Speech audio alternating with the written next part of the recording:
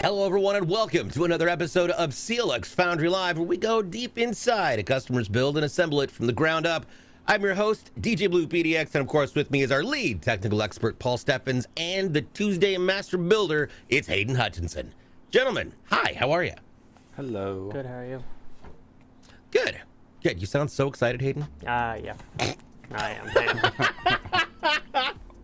So I understand we have a giveaway. Giveaway. We have a PC to give to Zachary in Tennessee. We're building today. By the way, the giveaway PC you can see right between them, all lit in purple. Look at that beast. It's so pretty. It is. It's so pretty. Speaking of which, you all need to pay attention to the chat today because when those codes drop, some of them might be limited usage, some of them might be for everyone. You never know. Ivory will tell you when it happens. Also, huge shout out and thank you to everybody who has been showing up for the shows and been grabbing those codes up. You're getting 100 entries closer every single time to potentially winning that beautiful PC back there with an ARC A770 card in it. From our friends over at Intel Gaming, as well as a peripherals bundle from Logitech and that beautiful case brought to you by Fantex. So guys, what are we putting inside of this machine?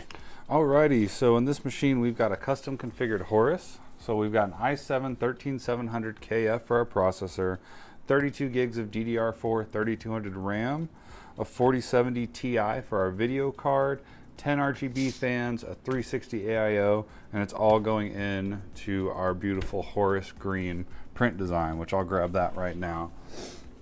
Nice, perfect for the upcoming St. Patty's Day festivities. Look at that. Yeah, I this love thing these. looks great.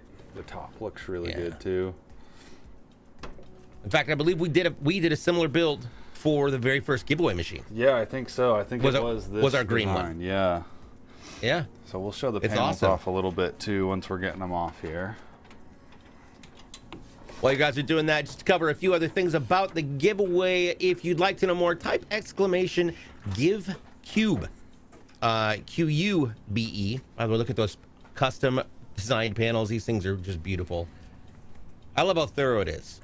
You know, Kyle's back in production and makes these things happen, and they're just gorgeous.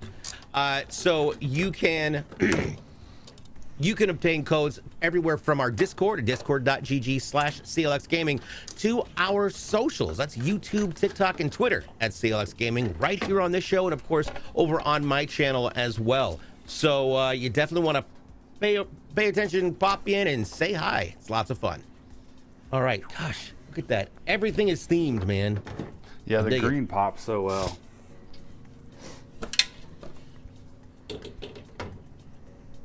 Nice. Well, and especially when it's lit from behind, which is great. All right, so I will start prepping the case here, getting these cable ties out and the other inside panel off, and I'll give Hayden this motherboard so he can get started on this. Zombie Rain's in here. Yes, thank you so much. I'm glad that I helped you get your house clean. Ironically, that is what people usually do during my Sunday DJ sets, is they either clean or cook. And it's hilarious because it's consistent. It's just this giant conversation of people talking about what they've cleaned in their house. And I enjoy it. It's rather hilariously great. All right, so we've obviously got this i7-13700KF processor. Wow, what can you tell me about this? Yeah, so let me grab this here. We're gonna go over to our macro lens. I'm gonna get this out of the box, but this is a 16 core 24 thread processor. This is gonna have 8 P cores and 8 E cores, and that refers to the performance cores and efficiency cores. So our 8 performance cores are gonna have hyperthreading, so we're gonna get 2 threads out of those. So we've got 16 threads coming off our P cores and 8 off the E cores. That's where we get to 24 threads. It's got a base speed of 3.4 gigahertz, and it'll boost up to 5.4 as long as it can have the right cooling. So we're gonna go over here. I love this new camera shot. This new camera is so good. Yeah, It's beautiful. that lens is wicked. It's like the only time we've been able to see this golden arrow down here, this really small one, and then you can see the one printed on the chip itself. So that's what we'll use to make sure it gets installed on this motherboard. So I'm gonna hand this over to Hayden. I'll be excited for one day when somebody decides to make a CPU that looks like the CPU from the Terminator. Because that'll be hilarious to make a Terminator build. It's just all fits inside of a steel skull. That'd be awesome. We get some Arnold Right. faces printed on the panels. That'd be fun. That'd be wicked. All right, so the processor just went in. This is going to be all mounted inside of an MSI Mag Z690 Tomahawk Wi-Fi DDR4. This is actually kind of an impressive board. It's got some really great heat sinks, and I would like to point out the numbers on the heat sinks for the M.2s. This is something that I haven't really noticed done before, aside from the Tomahawks. Yeah, I really like this. We don't see Tomahawks too often here, so it's nice to get one on the show. Like you mentioned, it's got the heat sinks all over. That looks really nice, kind of a flat black design here. And yeah, on each of these heat spreaders, you know, you see 1, 2, 3, and 4. That corresponds to the M.2 slots under them. So that is really nice. If you're an organized person, you'll like, oh, I've got my M.2 under number 2. Is there an order to which you should be placing your M.2s with respect to where those where the M.2 shields are located? Yeah, so the basic rule of thumb is for an M.2, and when you're installing them, you want them at the highest M.2 slot on the board. So the way they've got these numbered is correct. You know, the highest slot on the board is typically going to have more PCIe lanes dedicated to it, and it's going to be the faster of the slots, generally speaking. Gotcha. Perfect.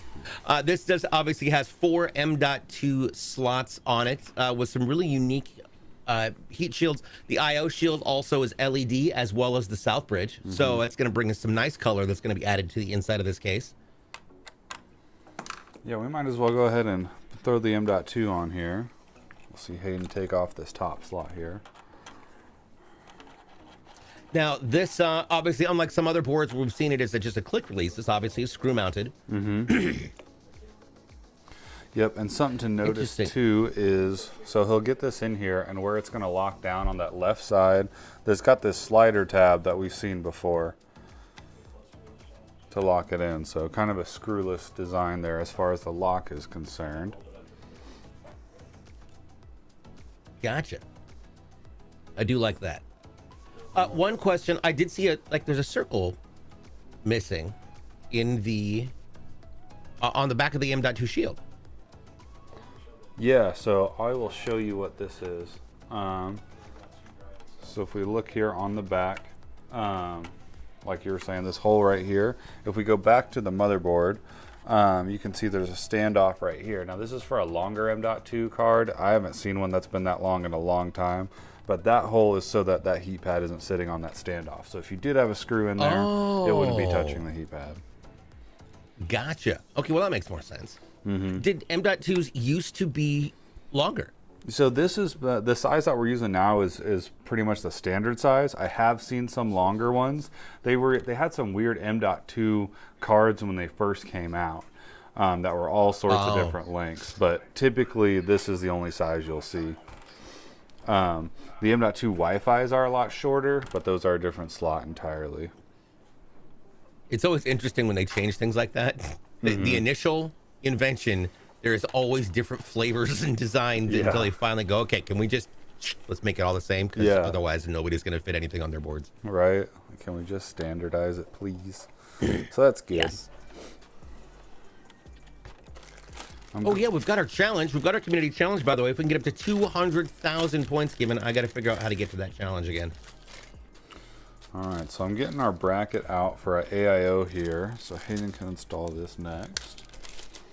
I know I dedicated like 2,000 of our channel points to that challenge last stream, so I'll make sure to throw those in there this stream as well. Yep. And you can get to that just by looking down on the chat. You'll see on the lower left-hand side a number inside of a little purple bubble. That is the number of channel points you've got. You can click on that to actually contribute to the event, up to 2,000, I believe. There we go. And now I've added to it as well. Everybody pop in there. It is totally doable by the end of the month. All right, so you've got your M.2 on there. Let's talk about the PCIe lanes. This has got several different PCIe slots. We've got plenty of room here, along with a little bit of added padding in that space from that very top PCIe, which is where we're going to be putting our graphics card. Yeah, so we've got 3 PCIe by 16s and a by 1 slot. Those by 16s are the longer length ones. And this top one you can see is a little bit shinier than the others, and that's because they have this reinforced with metal. So that'll help support our video card in here. And currently it looks like Hayden is installing the mounting bracket for the AIO. Yep. Sweet. For the AIO, we're going with a CLX Quench 360 closed loop liquid cooler. It is in an all black with that great logo right on the front. You'll be seeing it right there on top of that motherboard. Now, in case there are people here who don't understand how liquid cooling works, can you explain that and what the different types of liquid cooling there are? Yeah, so there's a few different ways you can cool your PC. Typically you've got air cooled or liquid cooled. Air cooled would be just a plate with a fan on top of it that you've seen in probably some older PCs. There's still some good ones out nowadays, but most of the time your gaming PC is going to be liquid cooled, which in that category we've got 2 different types. We've got open loop and closed loop.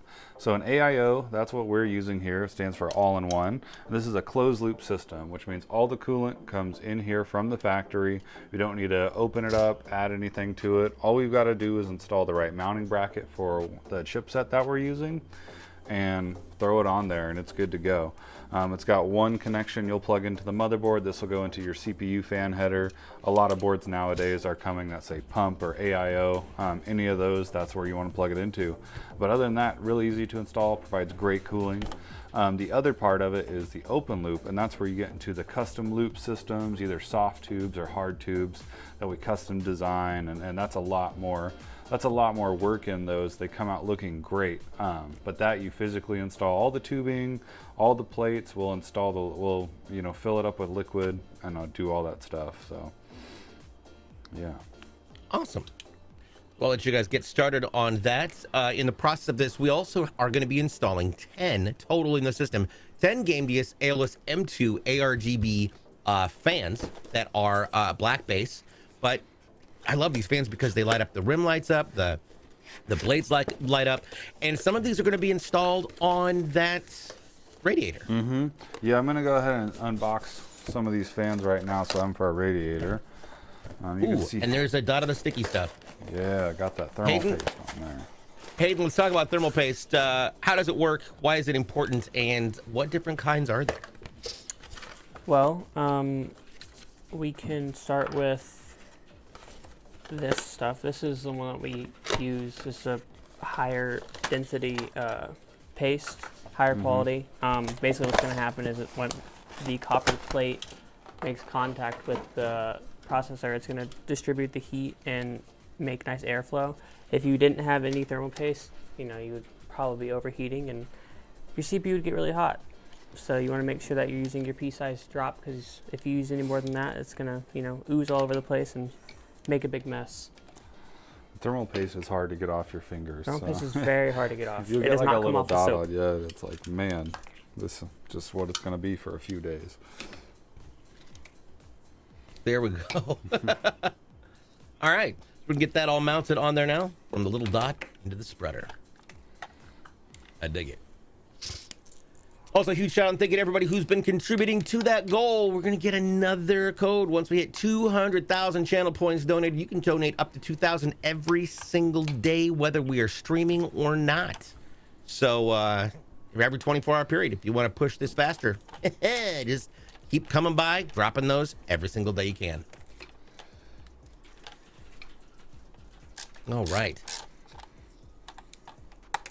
So, as far as the Tomahawk, it is a DDR4, can max out at 128 gigs of RAM.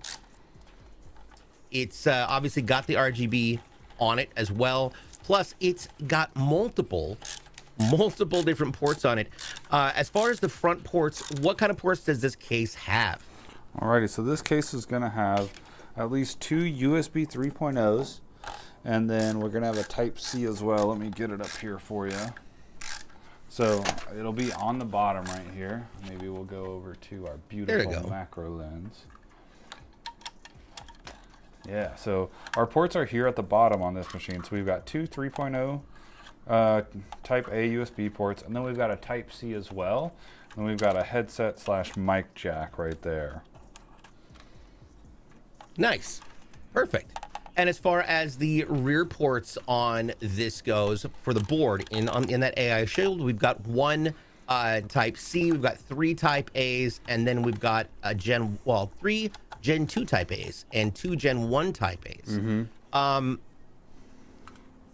Plus 2 more USB ports on the rear. So, again, can you cover what that big difference and jump is between the Gen 1, Gen 2, and Gen 2x2? Yeah, so the differences there are going to be transfer speed and maybe some different power settings there, different power voltages.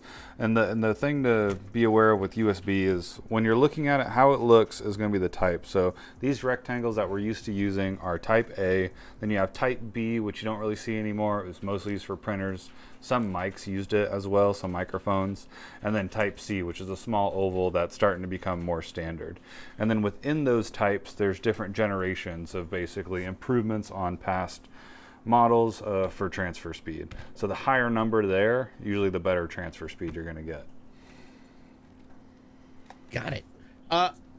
Also, Radical, I was not aware that you couldn't redeem things when the channel's not actually on. But if that's the case, well, then you just need to be here every single stream and drop your $2,000. Totally possible. Now, as far as the ventilation for this is concerned, last week we saw, on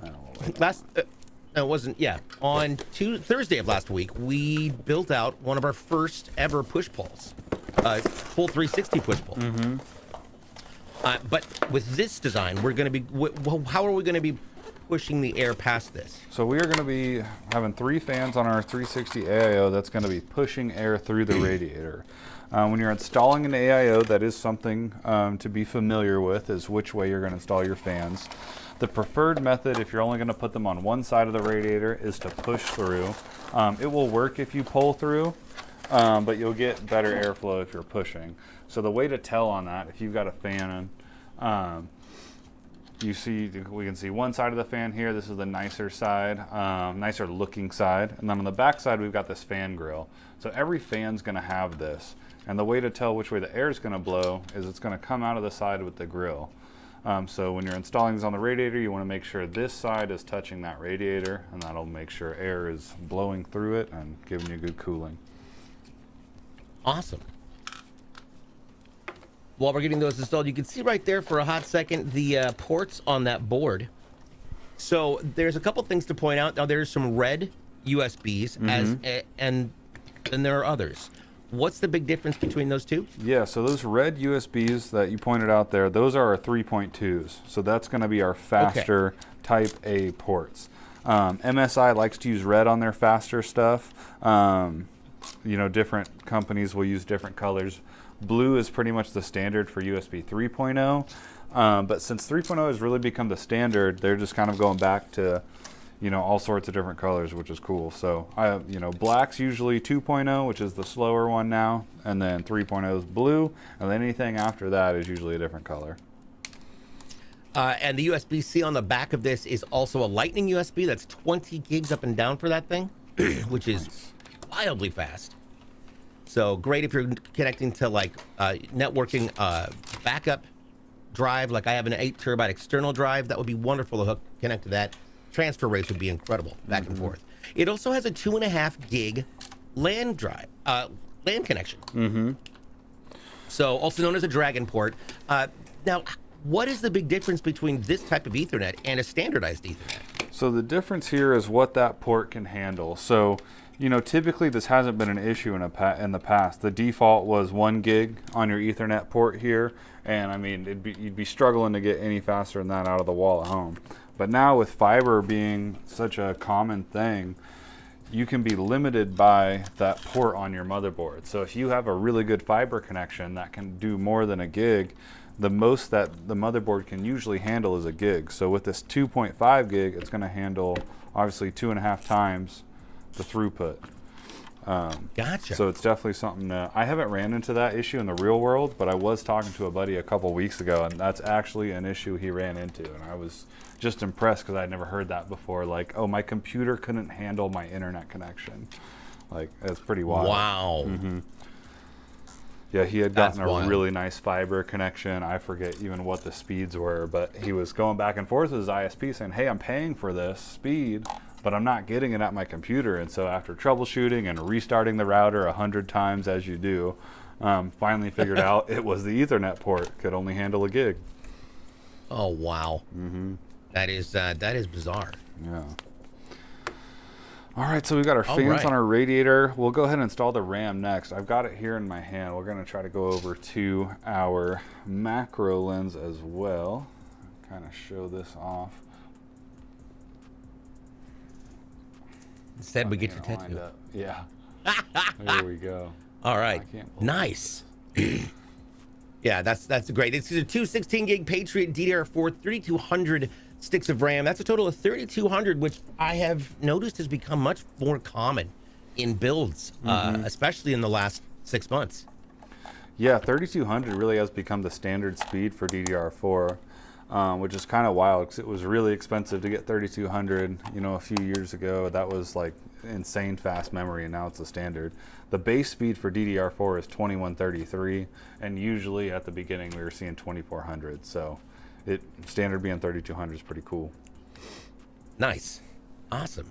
Of course, you can always upgrade and get all the way up to 128 gigs total. But that's a little bit overkill unless you're doing some ridiculous calculations. Yeah, that's a lot of memory. We just built a laptop for one of my buddies who has a magic shop here in town, and he went with 64 gigs for his office laptop. I was like, that is impressive. Yeah, I have 64 or 96 in my laptop, but I've processed music on it. That's the only reason why I would need it. Sense, yeah. When you're like producing music or editing video, it's very useful. All right. So I'm gonna get the case next. up here. If you want to slide that board over, Hayden, we'll actually swap places. There we go. Now, for those of you who are interested and intrigued about the color choices and these designs, guess what? We have special editions available with all sorts of different custom designs with many different types of cases. You can check that out directly on our website, or I believe type exclamation, is it special? I think it's special. Ivory knows it. There we go. Yeah, it is. Exclamation special. Take a look at that link. You get to see some of the amazing different designs that have been created by Kyle and the team here that they can put together for you. Alrighty. All right, so we're going to go ahead and mount the motherboard into the case now. Do you want to talk about standoffs and good rules of thumb and standards of practice for this? Yeah, so you can see Hayden is lining up the motherboard onto the standoffs right now. And those standoffs are what's going to separate the motherboard from the case itself. So you're going to have a standoff. You're going to want to make sure you have a standoff under each one of those motherboard screw holes. You can see the holes in the motherboard from this shot, and they kind of have those silver dots around them. Typically there's 3 on the top, 3 in the middle, and 3 in the bottom for a standard ATX size board. And it seems to be pretty important, at least in my head, it feels like it's pretty important to make sure that you've got the right board for the right case. I had a friend who managed to line his I/O shield up, but none of the standoffs matched up. Yeah, so when you're ordering a case and a board, you know, they go off that form factor of ATX, MATX, ITX, or EATX. So that's what you want to make sure matches. Now you can go obviously with a smaller board into a larger case, but you obviously can't do a smaller case with a larger board. So an ATX case is going to fit ATX, MATX, and ITX boards, but that doesn't mean the opposite is true. So. Wow, Ivory. Ivory did manage to drop a quick code, very sneaky in chat. A sneaky code. For 5 people. It's already done. We have subs coming in from G-Stats. Thank you so much. And I actually think we missed a sub. I missed thank you for a sub we got before stream started, way up here. And it was Queno. I'm just gonna go ahead and stop trying to ruin your name. But thank you guys both for the prime sub and for the resub. That is awesome. Super appreciate it. Slaw. So the codes are worth 100 entries each. So you get 100 extra entries for each code you manage to get, and put successfully into the giveaway page. That means more chances for you to win that beautiful PC that's back behind them. All right. And just for anybody who's wondering, my friend who didn't have his standoffs lined up did exactly that, and it shorted out his whole board, melted a whole bunch of things. It was not pretty. Yeah, that's too bad. Yeah. So it is unfortunate. I tried to warn him. It's like, hey, here's the thing. No, but they gave it to me. It's gotta work. Not necessary. Maybe not. Yeah. So my first clue that something was wrong was when he said his PCIe slots didn't line up with the slot guards, the little Yeah, slats. yeah, these slot covers, yeah. He's like, yeah, it doesn't line up. So should I just cut that out of the case? I was like, what do you mean? Well, we could use metal shears. I thought, scissors. everything you're saying is alarming, and I don't want to tell you what to do, but also, can you not do that? Yeah. Assembling a computer shouldn't require any tin snips or cutting of the case. Scissors are required. Please, Yeah. please don't cut your thing. Cut your own Listen, designs in my your first case. PC was built in a cardboard box. First PC was Well, in a on cardboard box. Yeah, I had it in Wow. there until my case came. That's awesome. Don't Oh my recommend. God. But yeah, you do what you gotta do. That's pretty cool. Yeah. You got a game. Yeah, you got a game. Gamer life. I do want to point out one thing, because this is Lian. These are great cases. I absolutely love them. And that back angle was a really, really good shot of it, mostly. First of all, notice how the I/O shield is about 2/3 of the way back in the case and not completely on the back like we've seen in some other cases. It also has that gate right there. You can see it's got the thumb screw on it, and it pulls out. Paul, what's inside of that gate? All right, so in here we've got 2 bays for extra hard drives. Now we can fit a 3.5 inch, which is the standard mechanical size, or a 2.5 inch drives on there. So these slide out. You'll install the drive into the tray, and then you'll just slide it back in and plug it in on the back, and it'll snap in like that. What kind of drives can you plug into those trays? So you can do any 3.5 inch or 2.5 inch. Oh wow, So okay. anything but an M.2 pretty much. What? Just out of curiosity, what different size hard drives are there aside from that, or is that kind of just that we have M.2s, 2.5 and 3.5? Yeah, those are the 3 sizes for hard drives or SSDs. So hard drives are obviously the mechanical drives that have platters in them that spin, obviously, and those are 3.5 inch drives. Now they do make 2.5 inch mechanical drives. Those are usually found in laptops, or were usually found in laptops. Probably not going to see those again, for a long time unless you're doing some vintage build. And then the 2.5 inch solid state drives, those were the first solid state drives breaking away from mechanical that we saw. So they're obviously a little bit a smaller rectangle than the 3.5 inch. And that's where we really saw SSDs come into play. And then coming from that 2.5 inch, now we have M.2s, which you saw us install there, and the M.2s have really taken over the solid state world. In the past, the M.2s were way more expensive, so everybody was using 2.5 inch drives, but now the price of M.2s has come down so much, you might as well just get an M.2. Like, I can't even remember the last time I've seen or installed a 2.5 inch SSD. And it's kind of crazy because they came and went really quick. I haven't done one in a while.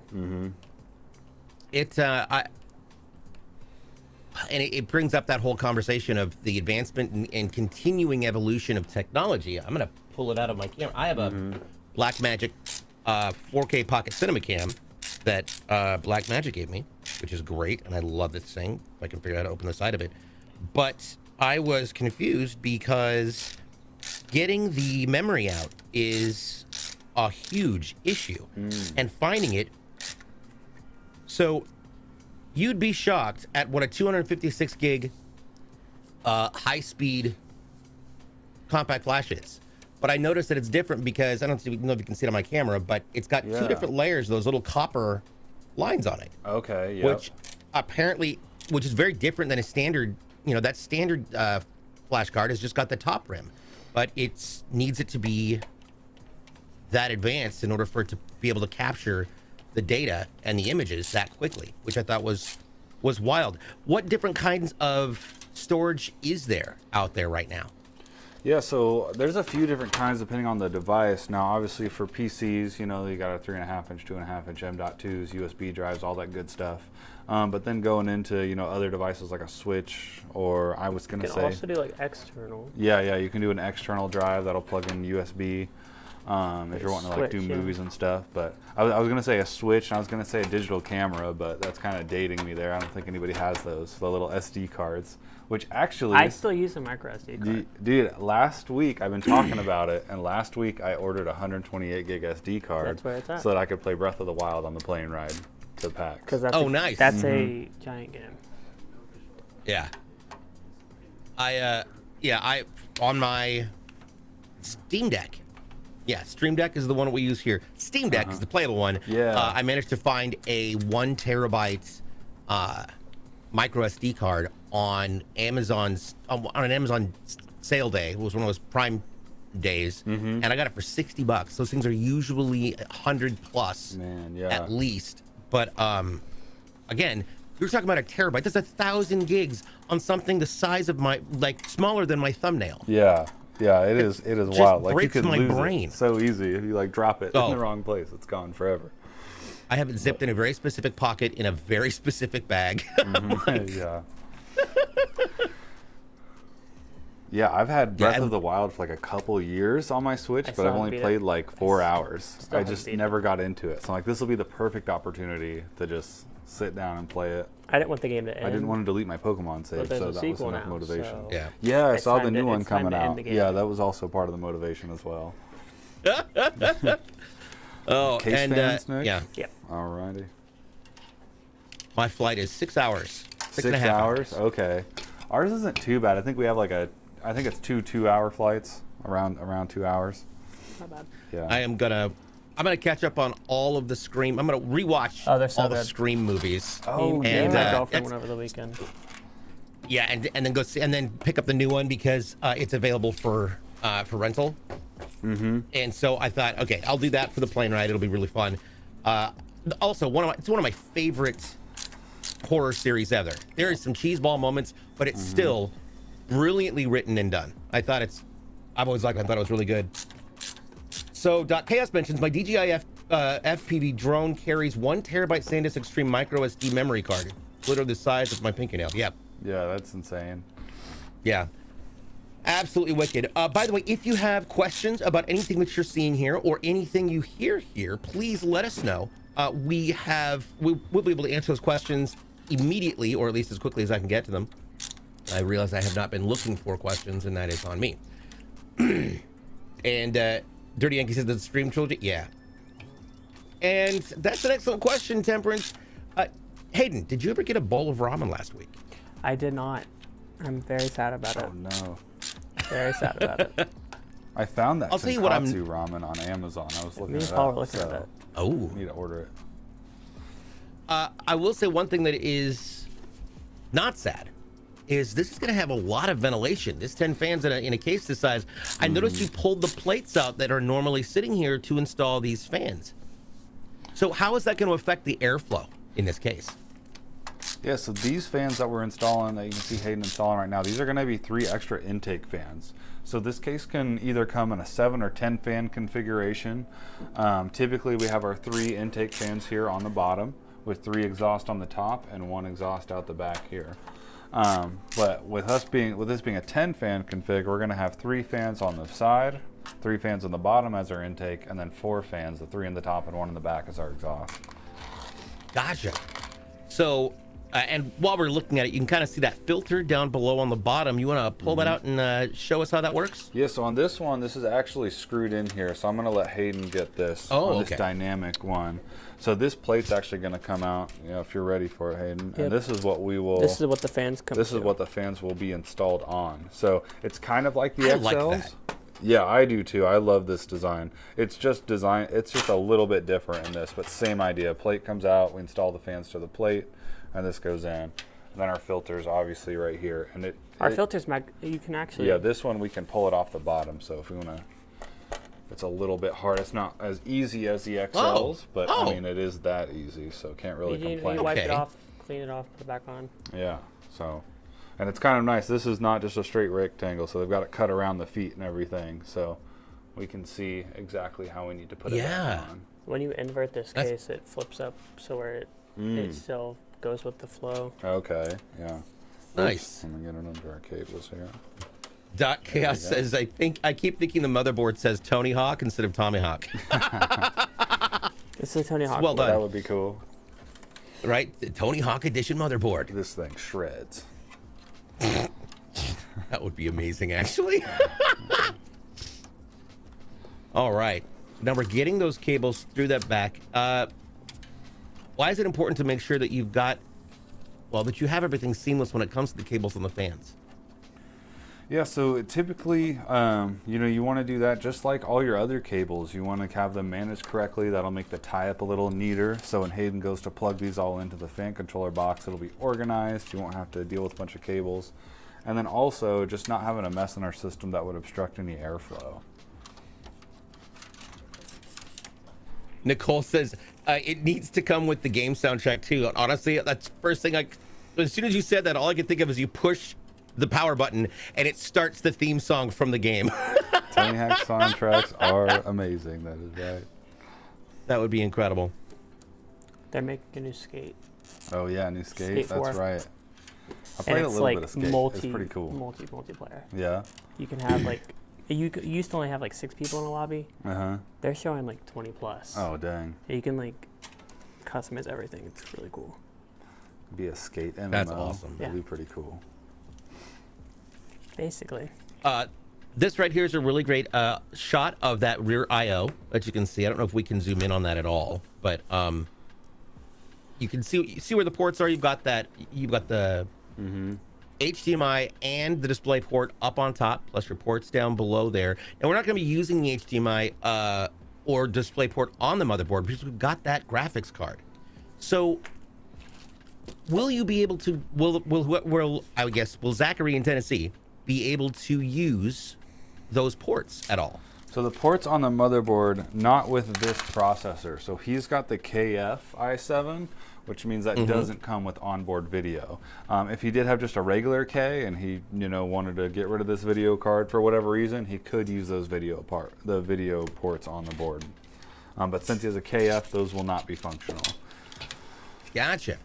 I do have a question about the I/O ports. Now, there are some different insignias, I guess, on the top of each of those USB ports. What do those stand for? Yeah, let me get a look at these. So this is just showing, we've got our regular USB emblem or logo, and then we have the SS, and that's going to refer to the faster speed ones. Gotcha. Okay.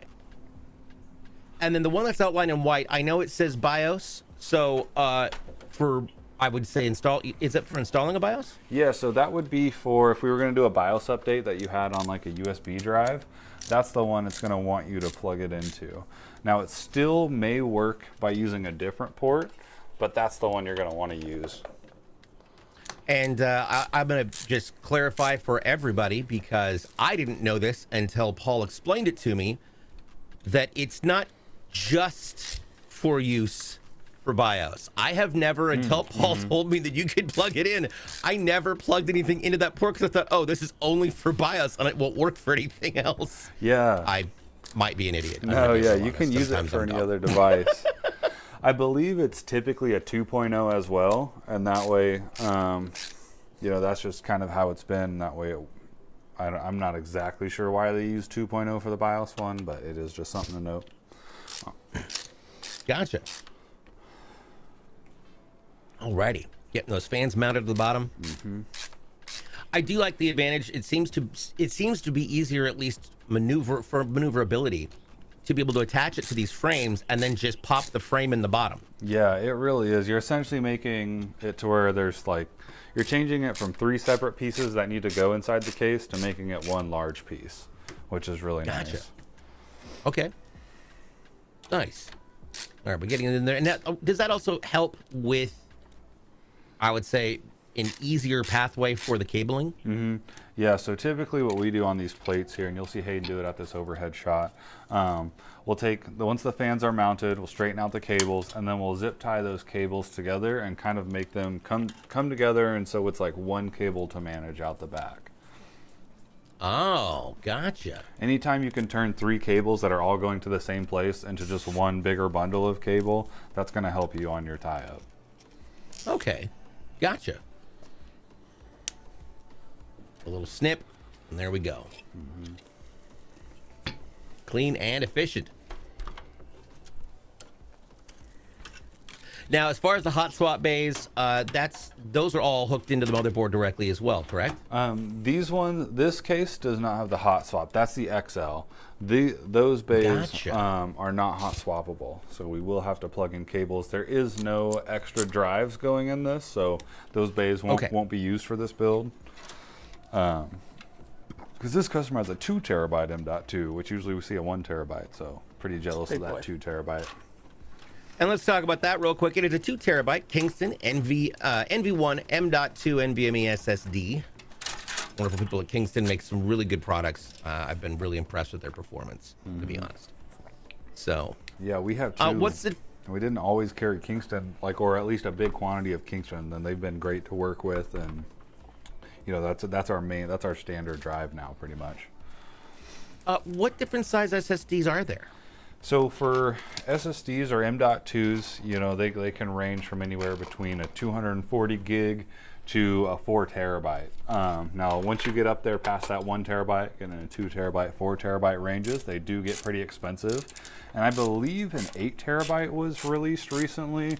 That's kind of the cutting edge. I haven't seen any of those myself or in a machine. There might even be a 12 terabyte M.2 I think I might have heard of, but not sure on that. That's like the next level, you know. NASA's using that stuff, so that's probably where we're going to be seeing that progression of M.2s going. Yeah. I bet next year on the show we'll have, you know, a 10 terabyte M.2 drive. We'll be like, yep, it's just got a 10 terabyte M.2 drive. Nothing special. That's normal. Yeah. Yeah. Because I have an 8 terabyte backup server. Okay. Drive, but I don't, and it never feels like it's moving. So I'm assuming that it's either solid state or it's a hybrid drive.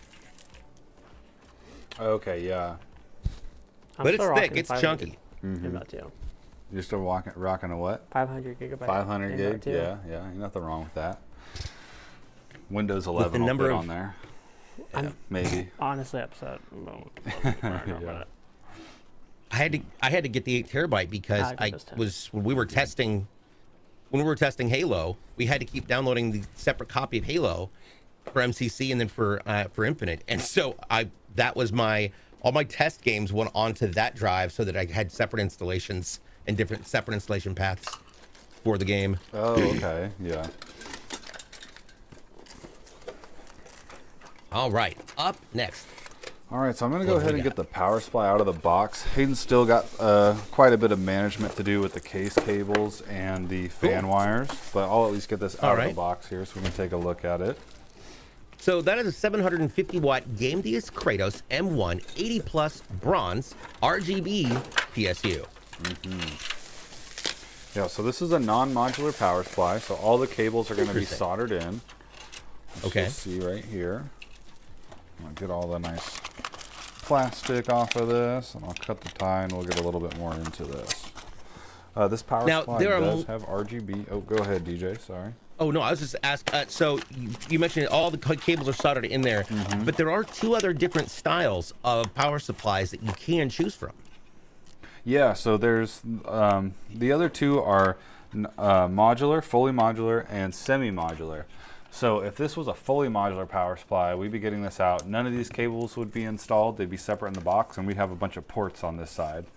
Now, if it was semi-modular, we'd still have a bundle of cables, but it would only be the 24-pin and 8-pin CPU, and typically 1 or 2 video card connectors, and then a bunch of ports for the extra cables. So we like to use fully modular if we can here. You know, if budget isn't an option for you, fully modular is more easy to cable manage. just a little bit better that way. But this is an area of a PC build where you can save some money on.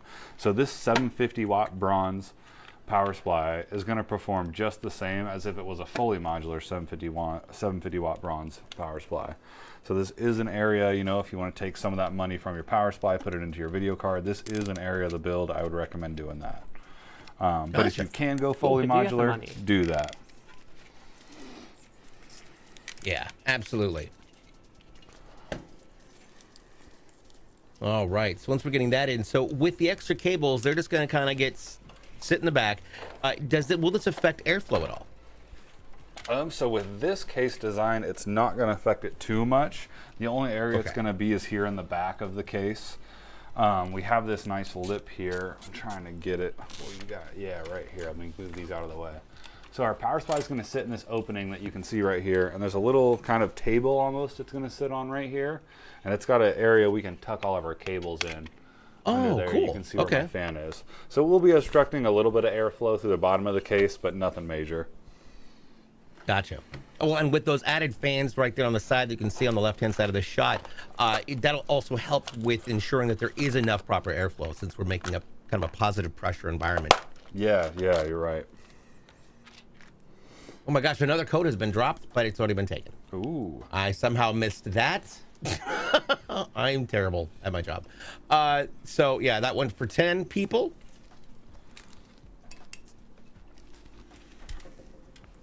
The other thing I do want to talk about, because while we've got the chance to do it, I know we're not installing it yet, but is our graphics card.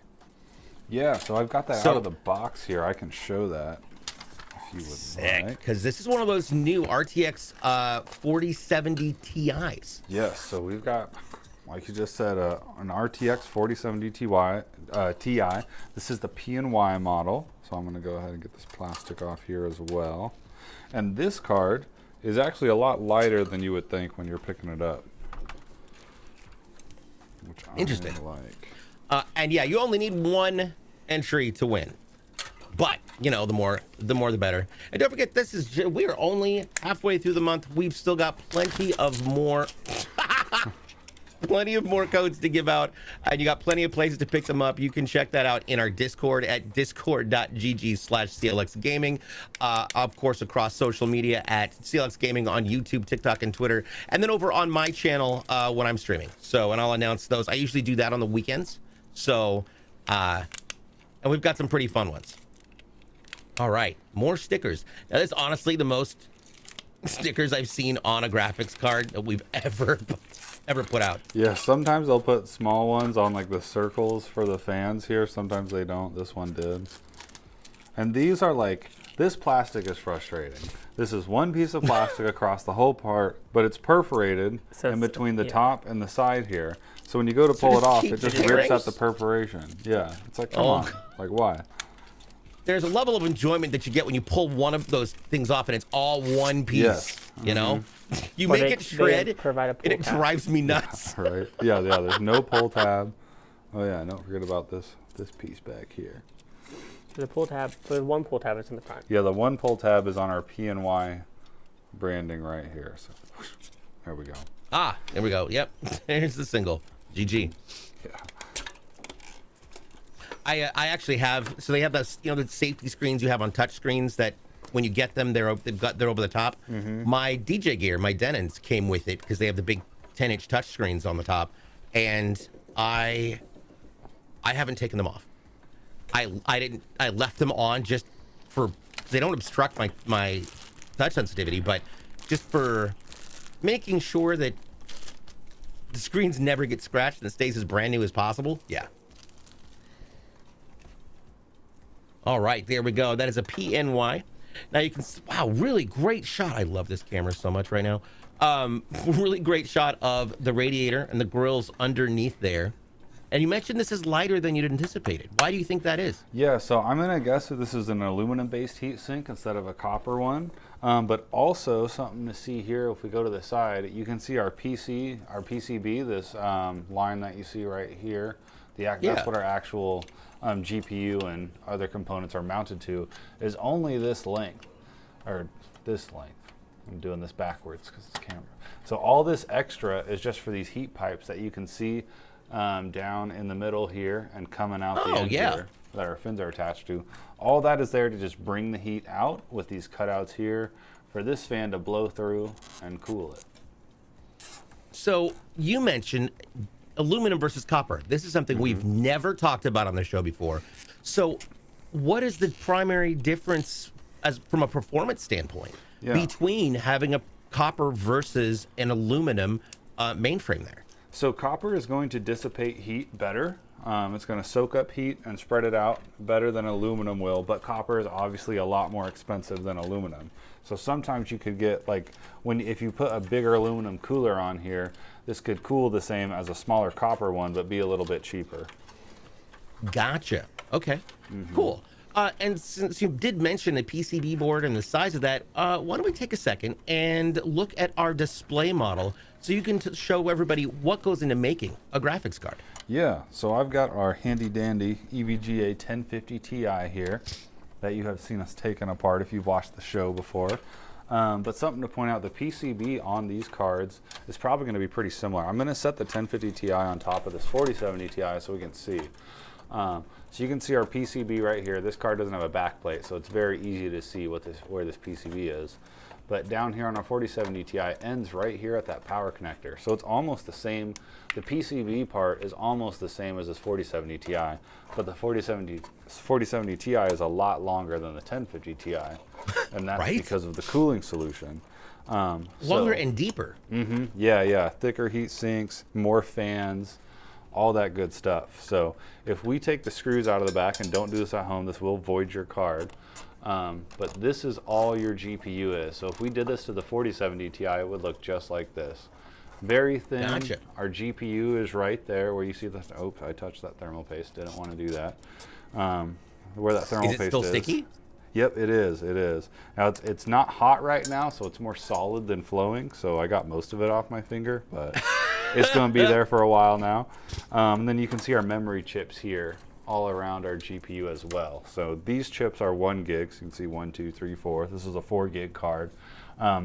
Not all chips equal 1 gig. You know, there's obviously 2 gig, 4 gig chips, so you can't just, base it off that. But that's what this card is.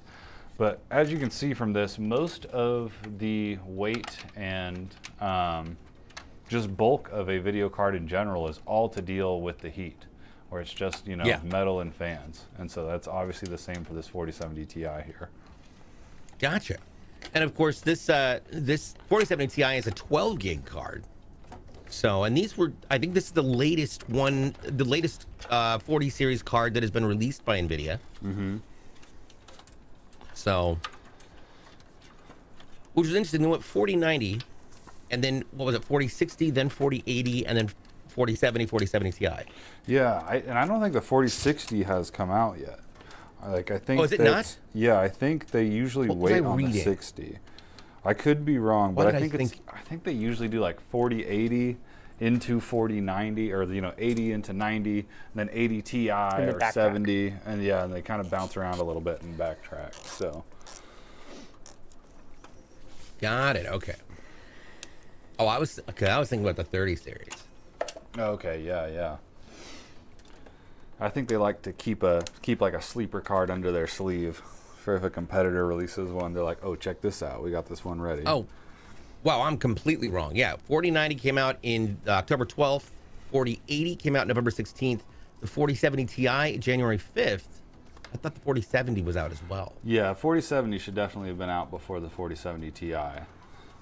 Probably about the same time as the 4080. I think that's usually how they do it. Like one awesome card into 2 lower models. Oh yeah, no, 4070 Ti has not been released yet, according to this article I'm looking at, which was from March 7th. Interesting. Sounds good, Dirty Yankee. For next, Hayden? Thanks so much for being here. Cool. All right. Alrighty. So let's go ahead and do it like this, and we'll try to go over to our macro shot. I will get that video card out of the way for you, Kyle. All right. We'll see. So what are some big considerations when you're tying these up and determining which cables you're going to need versus which ones you aren't? So, we always know that we're going to need a 24-pin, our GPU, and then our CPU, always. And then we'll go in and like decide if we're going to need a SATA or not. And then whatever we don't use is going to get bundled up and, you know, tucked away. Yeah, there's a few things that can use the SATAs too. So typically your SATA power is for, you know, your 3.5-inch drive or your 2.5-inch drive. Now, like we mentioned, we don't have any of those in this build, so you might think we don't need the SATAs. But for our RGB fan controller, you can see right here, this takes a SATA power. And since we have 2 fan controllers, since we have 10 fans, we're going to need at least 2 SATAs. Gotcha. Now they do come, now it's great, power supplies do come with a Molex connection. It's really unfortunate if you have to use that Molex connection. We don't like the Molex connection, nobody does. But what's funny that still comes on power supplies is at the end of this Molex connection, I'll put it right here in the shot, we have this beautiful 4-pin floppy drive connector. In case you got the floppy drive to throw in. Yeah. Yeah, does anything like so? I didn't know that the large fat 4-pin that used to be attached to the SCSI, the SCSIs. Yeah, connectors. The Molex, I believe. Yeah, so I didn't know that was called Molex. Is there anything those are even used for anymore? So it used to be used in fans a lot. Now some extra components, some light strips, some RGB boxes. Some fan controller boxes. Some fan controller boxes will use a Molex. Why we don't like that is those Molex connectors, they're not built in to the actual connector itself very well. So when you're pushing them in, you can pop a pin out, and it's very hard to get that pin back in to connect it. And to be fair to all the power supply makers out there that include the floppy disk connection, some RGB fan controller boxes do use that. So to be fair to them, it can be used sometimes, but it is just funny that its legitimate name is the floppy disk power connector. So. And in the event that you want to build a retro machine, they're still capable of installing a CD-ROM and a hard floppy drive, you know, the option is there. I can't imagine why you would want to, or where you would even get the parts for, but at least it's an option. No. I feel like PCs is the only thing you really should never go retro on. Yeah, imagine like playing Oregon Trail with your floppy drive and your power supply that use it is RGB. It's like, what? We had to do that when I was in school on monochrome screens. Oh yeah. It was oh god, and this was Jesus, I'm about to really date myself. I want to say this was in how old are you when you're in 4th grade? Like 10? 5 is kindergarten, so yeah, about 10. 10-ish? 5 or 6. 8 to 9 to 10, right in there? Yeah. 10 to 11. So it would have been 83, 84, right about there. And we had these, they were TRS 80s. I remember specifically they were TRS 80s. They tried to teach us basic DOS coding, which is the dumbest thing ever. Teach you know, that to some 10-year-olds or 8-year-olds. Yeah. We'd leave messages for each other. You type a command and read out something. But when we played the Oregon Trail game, it was incredible because we had to do all this. We made all these things art-wise, and then would let the computer game tell us what we were doing next with it. And so, you know, our teacher got really into it. You know, if we had to circle the wagons up, we'd have to circle our desks up, and then go through the process of what's happening to each person. It was. That sounds like fun. Yeah, and then of course I got dysentery and literally myself to death. So that's unfortunate. Yeah. I would always go crazy with the hunting. You know, I'd be like killing. I'd be like, you collected 7,000 pounds of meat, and then it would all go bad. I'm like, oh, I shouldn't have done that. And that's the worst part. You know, you didn't cook it fully enough, or it was hot out, so it spoiled. Yeah, there was a lot of little things, and of course, as kids, I don't think we ever realized all of the ramifications of environment in a journey like that. You know, if it's super cold, it's hard to get a fire. Maybe you're not going to get things cooked enough. If it's super hot, you're not going to keep things good for very long. Everything's going to wilt, including the people. Finding water could be a problem.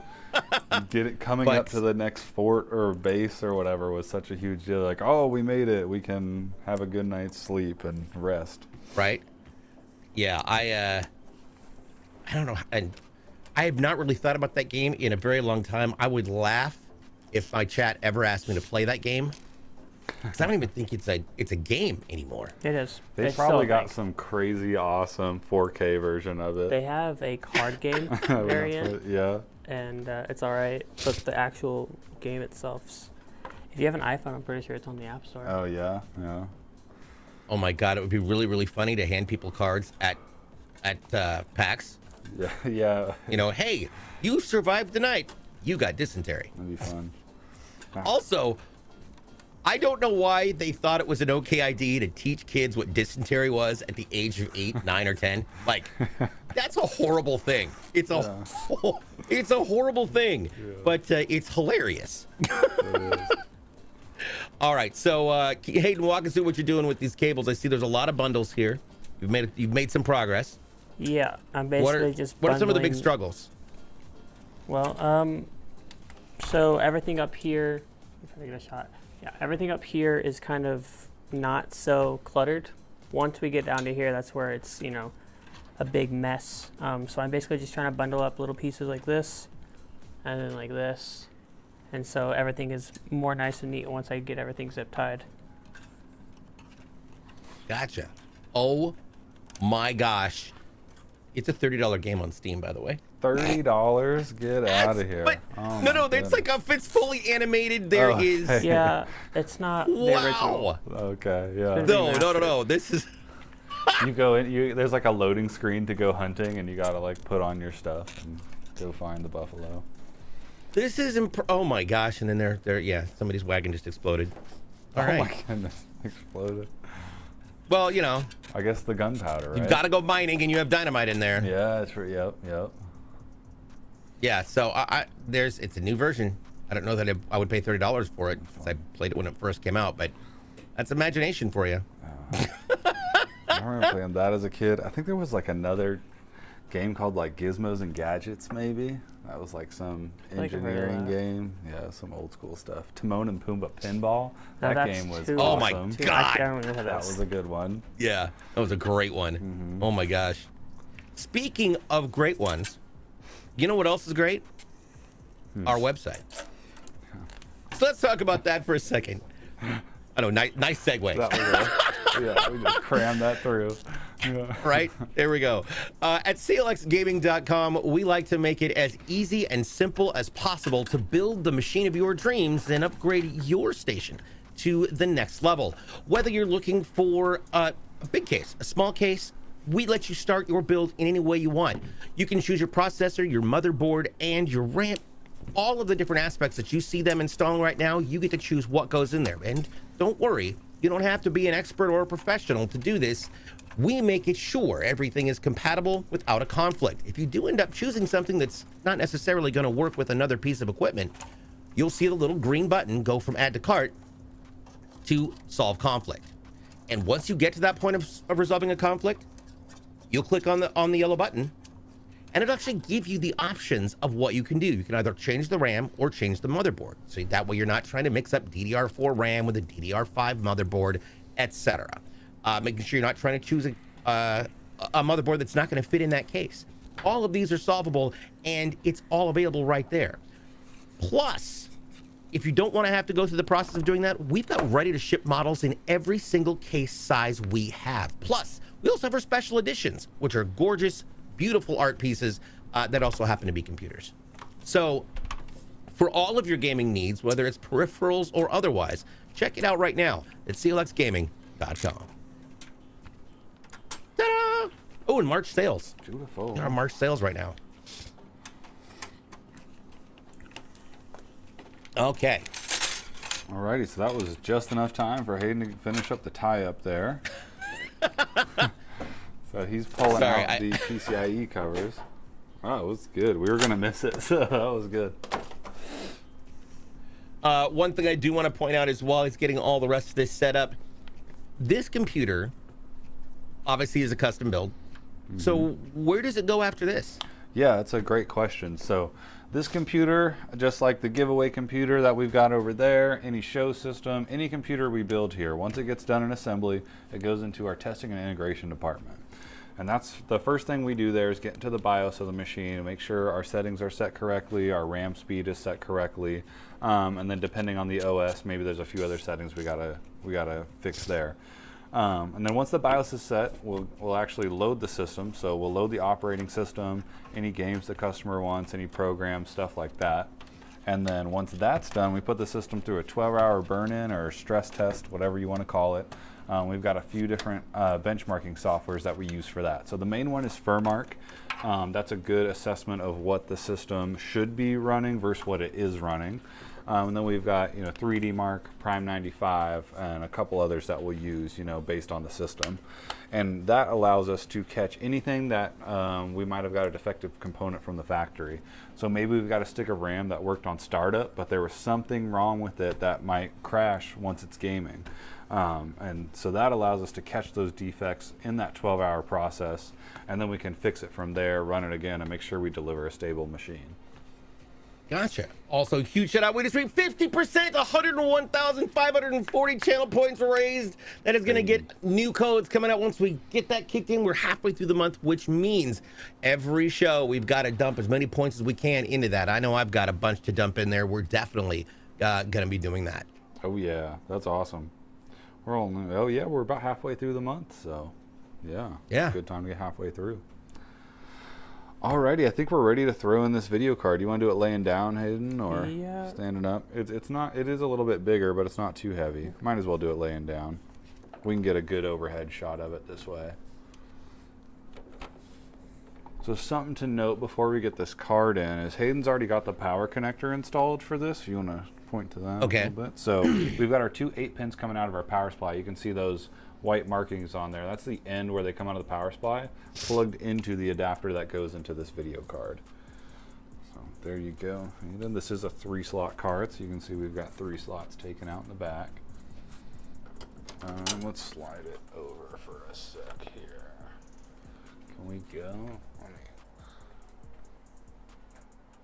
Perfect. There we go.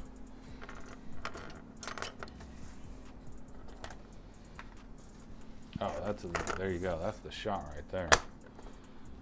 So you can hear that satisfying click. That was the latch coming up and locking that in place. So now we'll install the screws that go in right here. All right. Now, given that it's a 40 series card, are we going to need to install an anti-sag bracket? So based on the weight of this card, we're not going to need one. Pretty light. It is a lot lighter than it looks. Now, if we did get this thing in testing and it's been sitting there and we see that it's sagging, we will install one. So that might be a decision we make a little bit later on.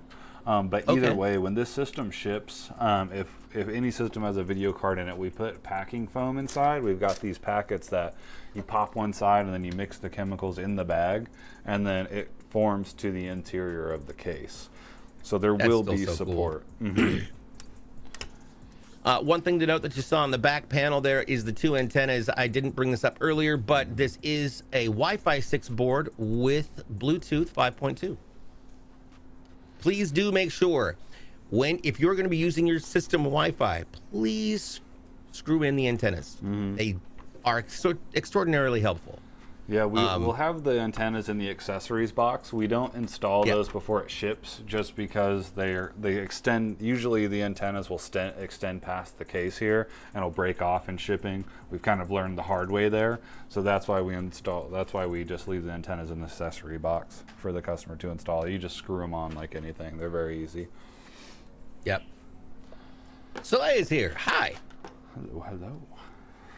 Alrighty, I think we're ready for these beautiful panels, and then we'll turn this thing on. Hopefully the power button's plugged in. While you guys are getting those panels going on, I do want to take a quick chance to just go over one more time all the things that are in the giveaway build that we built there earlier in the month. Yeah. So, of course, your entries into this will give you a chance to win a brand new Intel Core i7 13700K build. It's with a case from Fantex. It's got an Asus Tough Gaming Z690 plus Wi-Fi board, 32 gigs of Trident Xenial RAM. And here's the fun part. It's the first build we've done with an Intel Arc A770 16 gig graphics cards from our friends over at Intel Gaming. It's got a 1 terabyte Samsung 980 M.2, a 4 terabyte Western Digital in the back. It's a Magnum Gear Neo Cube, plus you've got your fans and your power supply, and it also comes with an incredible peripherals package from Logitech Gaming. So huge shout out and thank you to our partners on this, Fantex, Intel Gaming, and of course Logitech G. That is going to be all part of that package. And to find out more, simply click on the giveaway link and look in the details section. All right. Gosh, I just love the way these designs flow. Yeah, this green, it really does pop. Yeah. Once Now, RGB's all I on don't top. recommend... This would be hilarious if you put it next to a green screen, though. The computer disappears. You could put the beach on there. Right? Can't believe we're at 102,000 already. I remember saying that I asked Ivory, I was like, are we going to be able to even hit that? He says, oh yeah, we can do it. So I just got to keep reminding people, pop those 2,000 points in there every chance you can get. It's going to help. And of course, those are going to be worth 100 entry codes for everybody who wants to use it. So the community effort.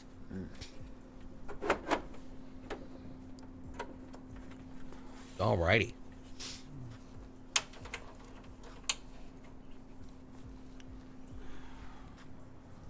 All right. Now, as far as LEDs are concerned, which part of this case lights up? So we've got an RGB strip that will run down the front here. That's what we're looking for. Okay. And then all of our fans that are inside here should be shining through. So you'll see the 3 that are in the front coming through here, obviously in the bottom and the top and the back. And then we should get some glow out the back here on my side of it as well. Gotcha. All right, we'll get that into position. All right. Well, we are getting this just rotated here to try. Perfect. All right, There we so go. we're going to plug this thing in and make sure it's all Hope I good. remember the front panel. Yeah, hope you remembered the power button this time. There Hey, we I did, go. guys. There it goes. Looks And it's great. on. Let's take a look at this from the side. What an amazing PC. This is, oh yeah, I love this. And if you flip it all to green, it's going to look even better. Yeah, we're gonna attempt to change it to green without changing our studio lights so that Jason doesn't yell at me and Hayden. Yeah, we can try that one. This one has not been open. And while you're, I did get a message from Chaos. He says, by the way, did you know you can play the original Oregon Trail game for free on Classic Reload, which is at classicreload.com. Did not know that, but I will be checking that out. That's awesome. Classic Reload, is that what it is? Yeah. All right, now we're gonna see if we can get this. I'm trying to Adjust get it over to- real close. We might not get it adjusted. I don't want to change the whole vibe in here. I've already changed 2 lights, so Oh no! yeah.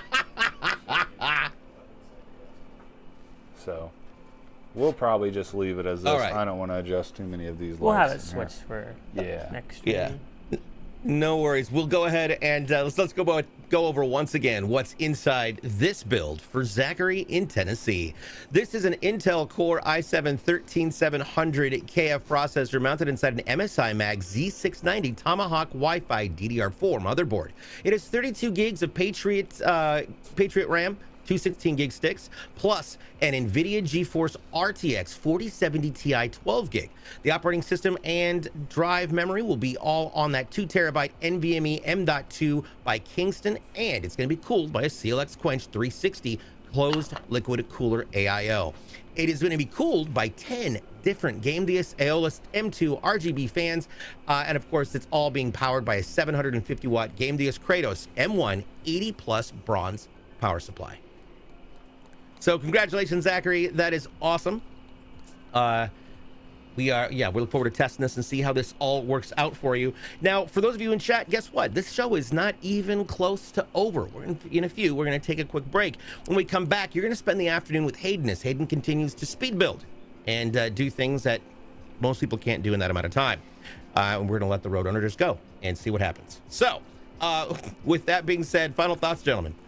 Now, I love the print design on this. One This of screen my looks favorites. great. Yeah. So yeah, congrats, Zachary. We hope you enjoy it. Yeah, absolutely incredible. Don't forget, you can follow us on our social medias. That is YouTube, TikTok, and Twitter at CLX Gaming. And also head on over to our Discord, where you can also find more codes during code trivia. That is discord.gg/CLX Gaming. Of course, our website, clxgaming.com. And you can find us here every Tuesday and Thursday, starting at 11 a.m. Pacific. That's 2 Eastern, at CLX Gaming TV, right here on Twitch. You can also get codes on my channel at DJ BluePDX. So between all of those, hopefully you're going to get enough codes that one of you here is going to win. On behalf of Jason and Zach in production, Paul and Hayden, I'm DJ BluePDX. Thanks for watching, and don't go away. We've got more coming up after the break. We'll be right back. See you guys.